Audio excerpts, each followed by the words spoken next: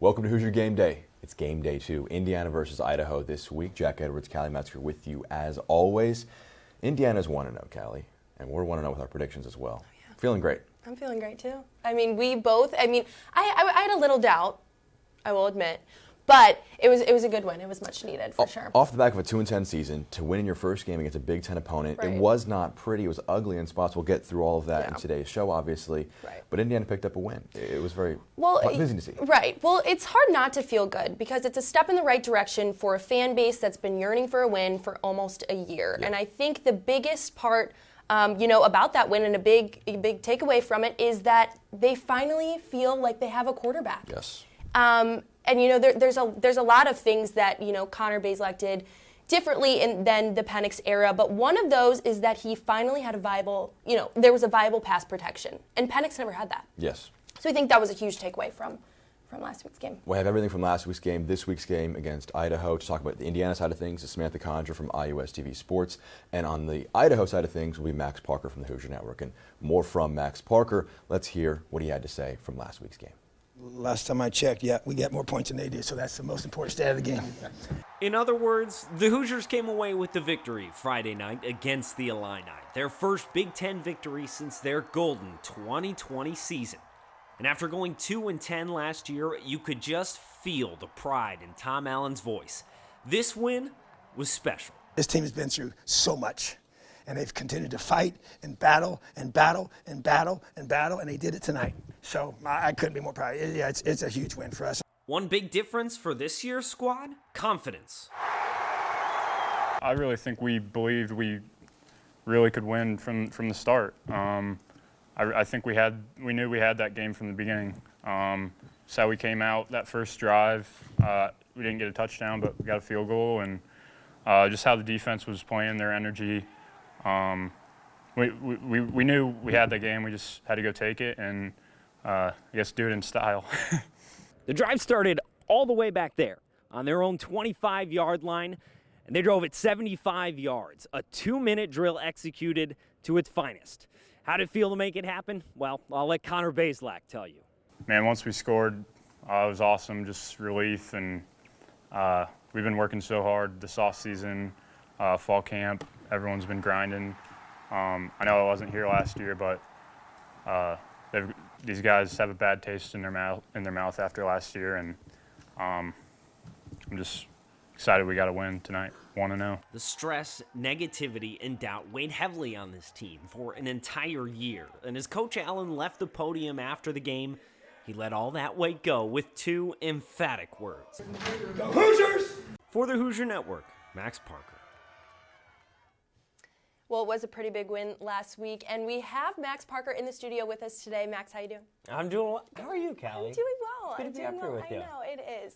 Well, today we're talking Vandals, and they're going 0-1 into this week. Last week they had a tough loss on the road to Washington State, but I think one takeaway that we can take away from that game is that they were the underdogs, and they kept the game, fairly close. So it was a surprising score to say the least. Yeah, 24-17, the Vandals fell to Washington State, and it really did come down to the very end of it. It took a pick from Washington State to kind of solidify things, but this is at least judging from the first game, Callie, this is a different Idaho Vandal team.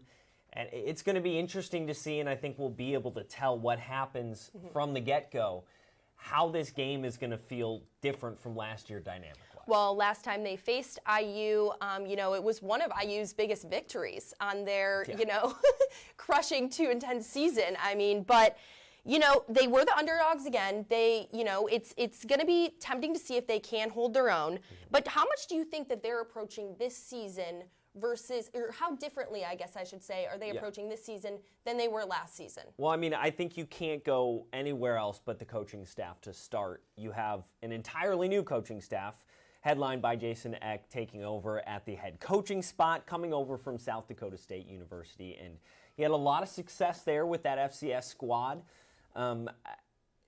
And he just completely refreshed that coaching staff up and down the line. So there's a whole new philosophy coming in. He's bringing in what he brought in that successful South Dakota State program. And so I think it's going to be a different tone for this Vandal squad, and it's going to be, you're going to be able to tell from the beginning. Yeah, and there were some major takeaways, with Idaho playing last week in their defense. They were able to stay alive. They were able to be in control. They get into the backfield, but Indiana struggled with that last week. Yeah. So what, do you think that difference with the Indiana team, is that something that they're going to be facing in Idaho, tomorrow? Yeah, I mean, it's tough because Washington State has a very talented front seven. And so, Idaho didn't have very much success against that. And it's a little bit more of a question mark when you look at Indiana and their front seven. They certainly had opportunities for takeaways against Illinois, and they got back to those takeaways that they were missing in their 2-10 season in 2021. But I think, I don't see too much success from the Idaho run game. They only had 83 yards, taking away kind of those negative yardage that the team had and the negative yardage from sacks. But I don't see too much success coming from them. It's an undersized offensive line for Idaho, and I think the physicality of just playing a Big Ten team is going to outweigh that. Yeah, and, I think we can talk about the quarterback position for both of these teams now. Both two young guys in the pocket. Connor Bazelak, he made his, debut last week. Yeah. And Giovanni McCoy is only on his second season with the Vandals. So, do they measure up, and how do you think they do if they do? Again, going off of that point from the last discussion we were just having about that offensive line for Idaho, no, it's not directly comparable because you had Bazelak, who was a guy who was in the SEC, and then he comes over the Big Ten and has success in his first game. Giovanni McCoy, he had 212 yards in their opening game, 1 touchdown, 2 picks. The redshirt freshman, he brings new blood to this program. But again, I think it's just when you have a team in the Big Ten and then you have a team in the Sun Belt, it's just a different kind of athleticism that you bring, and I think Bazelak is going to outmatch McCoy in there. Well, we have some more analysis for you. Tommy and Carlo, let's see what they have to say. What a game by Indiana. They beat Illinois 23-20 in the first game of the season. Carlo Brown, Tommy Spiletto for the Hoosier Network. Tommy, just what were your initial thoughts on tonight's thrilling win? Yeah, what a way to start a season, absolutely. Great environment. A lot of questions coming into this year about this team. All the new pieces, including Connor Bazelak, Sean Shivers, even pieces on the defense as well. So I think we got a lot of those questions answered, and I'm excited to see the rest of this year. Speaking of defense, they only allowed 20 points to an offense that scored 37 last week. How would you rate their performance tonight? I thought they were really well. Especially in that second half, when the offense really struggled and that run game was, at times hard to watch. I thought the defense came up huge, especially that goal line stand against Chase Brown, one of the better running backs in the Big Ten. And that pick from Josh Sanguinetti on Tommy DeVito, I thought those were 2 huge plays, and I think this defense is going to be really good. We got to talk about Connor Bazelak's terrific performance tonight, over 300 yards passing, the first Indiana Hoosier in their debut to do that since Antoine Randall in 1998. How would you rate his debut tonight? Yeah, I thought it was a great day from him. Pretty up and down. I think he showed a lot of flashes of being a really good player, and some stuff that he needs to work on. But we were all wondering up in the booth if it was going to be him or Tuttle. There was a lot of questions going back and forth this week, but I think I really like the flashes that I've seen from him, and I think he'll be a good player. The Hoosiers come back to The Rock next week to take on Idaho. For now, I've been Carlo Barone, Tommy Spiletto for the Hoosier Network. We'll see you guys next week. Well, some great analysis from Carlo and Tommy there. Make sure you follow both of them all season long for all the content you need. Last week is done now. I'm with Samantha Condra. We're going to talk about this week, Indiana versus Idaho, the Indiana side of things. But first of all, Samantha, how are you doing today? I'm doing well. Thanks for having me. I'm glad that you are here. So for Indiana, we'll talk a little bit about last week, your perspective of things, actually. Takeaways, positive, negatives from that contest against Illinois, excuse me. I think the biggest takeaway that was positive was Connor Bazelak and his performance. And I think an offense that struggled so much last season, it was kind of a breath of fresh air for the Hoosier fan base and for the team in general. And then negatives, the run game was struggling a lot. And I think a lot of that has to do with the struggles at the offensive line, which they also struggled with last season, and not a lot of improvements from there. But positives, I also think that Indiana is getting back to the 2020 MO of defensive turnovers, and I think that is kind of the biggest thing from the defense. Well, if you look at the season as a whole, you looked at Illinois as your first matchup as a really tough one. Then you have Idaho, Western Kentucky, an easier second and third matchups overall as a team. So they've gotten that first win. They're 1-0 now. It almost looks like it's downhill sailing to go to 3-0, Sam. Yeah, no, I know. Everyone kind of said that they were going to start off the season 3-0, but it was getting that win against Illinois that was going to be the tricky one. And this Idaho team is a lot different from last year, but I still think that it's going to be an easy win for the Hoosiers. But I think that Tom Allen knows that they have to tell the players that it's not going to be an easy win, because they could go into it and they could be shocked. And I also think that with Western Kentucky, that was a close game last season. I think it's different that it's at Memorial Stadium this season, but I do think that the Hoosiers will start off the season 3-0. We'll get your exact prediction for this upcoming game in just a moment. But so last year, 56-14, Indiana takes that one against Idaho. How different is this Indiana team to the one last year? Because there's obviously the record 1-0 compared to, I believe it was 0-1 in that game last year.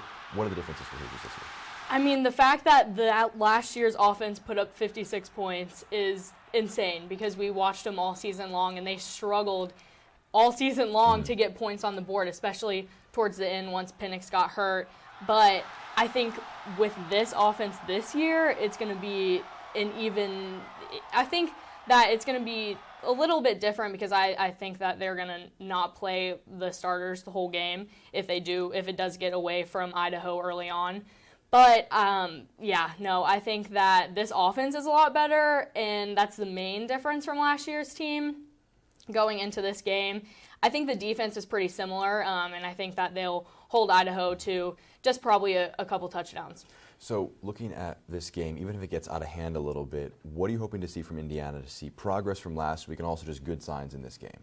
Yeah, I think, I don't know, I think they played well last week, but obviously there were some kinks to work through, and Tom Allen was super secretive about going into the season, and a lot of people had question marks about it, and a lot of them were answered, but a lot of them are still kind of question marks, like the offensive line, like the run game. And so I think that if they can get those going, they can get the lead early on, and then kind of start playing. Maybe Jack Tuttle gets a little playing time against Idaho. Very interesting. Let's get into some predictions now. You've already alluded to who you think is going to win. What's the score for you in this game? I'm going to go very similar to last season, but because I think Indiana is going to take out their starters, I'm only going to give them 47 points, so I think it's going to be 47-14. I think Idaho will get some points on the board. They had a really good game against Washington State last week, the tough loss. So I'm going to give them a little bit of credit and give them 14 points. I'm going to go just a tad bit more than what you're saying. I'm going to go 40-16. Okay. And I think there's going to be a lot of field goals in this game, especially for Indiana. I'm viewing it as a 4-touchdown, 4-field-goal kind of day for Indiana. I'm going kind of mathematical with my prediction there. So we got 2 Hoosier predictions here. Callie, Max, who you guys got? Thanks, Jack. Well, Max, what do you think? So earlier this week on the Pack the Rod podcast for the Hoosier Network, I made a rather aggressive, I feel, prediction in 63-3. That's a lot of scoring for the Hoosiers, not so much for Idaho. I'm going to give Idaho a little bit more juice and take the Hoosiers down a notch, because I think if the Hoosiers go up big in the first half, they're not going to want to risk injury. We may see some play time from some other QBs, Jack Tuttle or Dexter Williams, perhaps. So we're going to take a little bit of scoring away from the Hoosiers, put them at 38. And then for Idaho, I'm going to put them at 10. 38-10 Indiana. I actually like that. That's a good, and I was in between too. I think that, like I said before, Idaho was not supposed to be that close as they were last week, and it did prove a lot to see how they could, stay in the game, maintain that sort of pace, playing with, coming in as the underdogs, I should say. Yeah. But I'm going to make this short and sweet. We're going with the Hoosiers still. I think that's what my heart's telling me. But I think I'm going to make it a close game because I just, I have faith in Idaho, and I also have more faith in the Hoosiers, but I'm going to go 28-23. Drama. Dramatic. That's what we're all here for. Close game. Yeah.